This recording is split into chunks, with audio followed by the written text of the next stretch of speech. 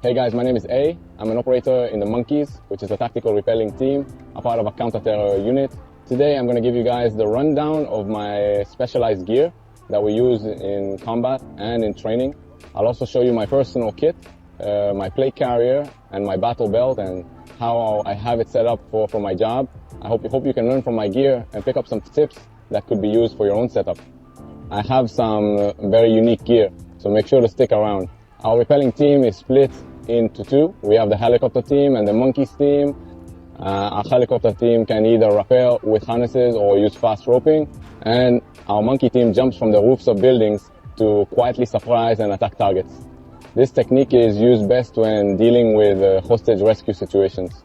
The biggest advantage we give is that we attack from the air and unconventional openings in a building.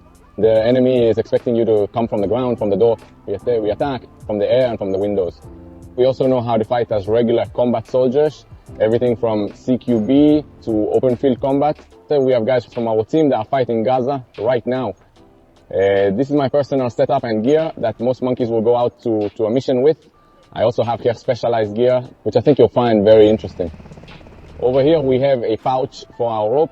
I can either put it on my thigh or on the hoisting device, which I'll show you in a minute. We put the rope in here so that it doesn't drop down from us, so the rope doesn't touch the ground. Here is our 9mm rope. It works specially with our repelling device. We rely on it and we trust it with our lives. Over here we have our harness. It's a full body harness. We attach our repelling device to it and that's how we hang in the air. This is our Kevlar sleeve.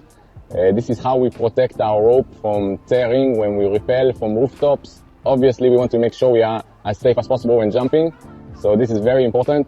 This is our electronic hoisting device. We can lift up and let down people with the rope that goes through it. We use it with the monkeys and on helicopters as well. On the helicopter, we use it for pulling up or rescuing people while we're in the air. This is our DSD device, which stands for double stop descender. We use this both for helicopters and for the monkeys. You can use this with a 9 to 12mm rope. Like I said, this is a double stop descender. What does that mean? If I don't press anything, it stops. If I press the lever until the end, it also stops. Only if I hold it right in a certain spot, I start to rappel. The device is attached to me and the rope goes through it. And that is how I rappel. Here is our axe. In our job as monkeys, when we jump off of roofs to attack through a window, windows do not look like they do while in training. Most of the time, windows have glass, they have shutters, and we need to break through them. So what will happen is, my teammate will either pull his pistol or prep a grenade. We'll jump together and I'll clear the window with my axe, and he will attack the target.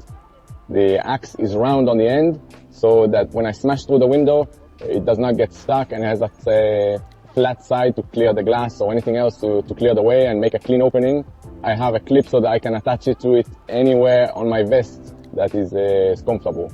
But it's best to attach it to the back of the vest so that when I drop it, I can transfer to my pistol without it getting in my way. Over here I have my battle belt. It is the Agilite Magnetix belt.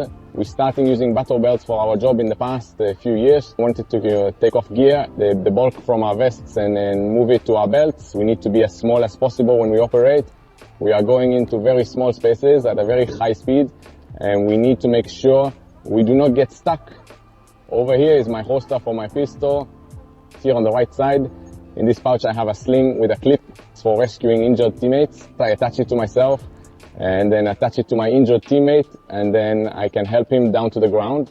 Here I have a dump pouch with my spare rope. In the past we used to have a special spot for it on the back of our vest, which I'll talk about in a minute. To remove the bulk from our vest, we put it on our battle belt in a dump pouch instead. It's a lot more comfortable now to take it out. This is a 10mm rope that we can use on the roof and to help with malfunctions in the air. You can see how much fits in here. I have here pouches for grenades, 5.56 mags and pistol mags over here. Here's my K0 plate carrier. It is very small and compact and comfortable. I have a pretty basic setup here, not too many pouches. Everything I need for my job. Like I said, we need to be as small and compact as possible.